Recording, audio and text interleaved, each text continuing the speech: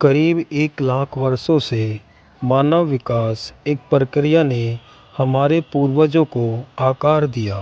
यह सब जानवरों के साम्राज्य में हमारे दूर के रिश्तेदारों प्राइमेट से शुरू हुआ। प्राकृतिक चयन द्वारा संचालित विकास की यह प्रक्रिया पृथ्वी पर जीवन की विविधता के पीछे प्रेरक शक्ति है और यही वह शक्ति है जिसके कारण हमारी प्रजाति होमो सेपियंस का उदय हुआ।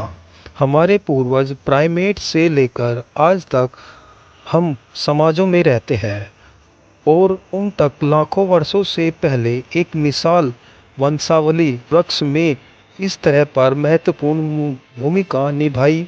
जीवन का वृक्ष ऐसा दिखता है जिसकी शाखाएं पृथ्वी पर मौजूद हर जीवित वस्तु को जोड़ती है। हम मनुष्य एक विशाल वृक्ष की एक छोटी सी शाखा है। हमारे सबसे करीबी जीवित रिश्तेदार चिंपैंजी और बोनाबोस है। हम उनके साथ एक सामान्य पूर्वज साझा करते हैं जो लगभग 60 से 80 लाख वर्ष पहले रहा करते थे।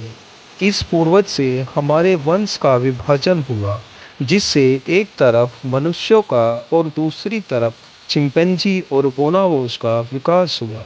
इतिहास और कुछ समानताएं साझा करते हैं लेकिन उनके अनुभव उन्हें अनोखी तरीके से आकार देते हैं।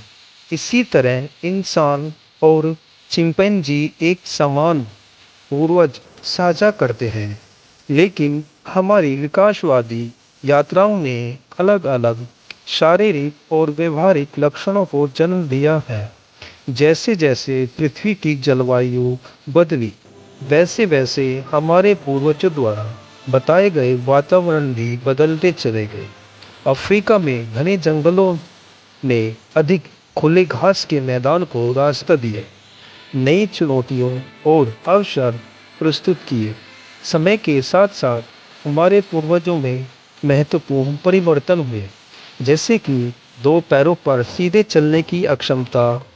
इस अनुकूलन से जाना जाता है यानी हमारे हाथों को अन्य कार्यों के लिए मुक्त कर दिया और अधिक कुशल गति की अनुमति दी। इससे हमारे प्रारंभिक मानव पूर्वजों को होमो हैबिलिस और होमो इरेक्टस का विकास हुआ। होमो हैबिलिस उपकरणों का उपयोग करने वाले पहले व्यक्ति थे जबकि होमो इरेक्टस के पास अधिक उन्नत मस्तिष्क था। जैसे जैसे समय बीतता गया मस्तिष्क का विकास जारी रहा। जैसे होमो निएंडरथैलिस और हमारी प्रजाति होमो सेपियंस का जन्म हुआ और निएंडरथैलिस यूरोप व एशिया में रहते थे और उनकी संज्ञानात्मक क्षमताएं आधुनिक मनुष्यों के समान लेकिन वह अंततः विलुप्त हो गई जबकि हम फले फूले और प्रमुख प्रजाति बन गए। वैज्ञानिकों का मानना है कि होमो सेपियंस लगभग 3 लाख साल पहले अफ्रीका में दुनिया भर में फैलती चली गई। हमने रेगिस्तान, बर्फीली टुंड्रा, घने जंगलों जैसी विभिन्नता वातावरण को अपना लिया। जैसे जैसे हमारे पूर्वज विकसित हुए उन्होंने उपकरणों का उपयोग करना, कला का निर्माण करना और अंततः भाषा का विकास करना शुरू कर दिया। संचार और ज्ञान साझा करने की हमारी अक्षमताओं ने हमें जटिल समाज बनाने और सभ्यताओं का निर्माण करने की अनुमति दी। इन प्रगतियों ने संस्कृति और समाजों का विकास को संभव बनाया।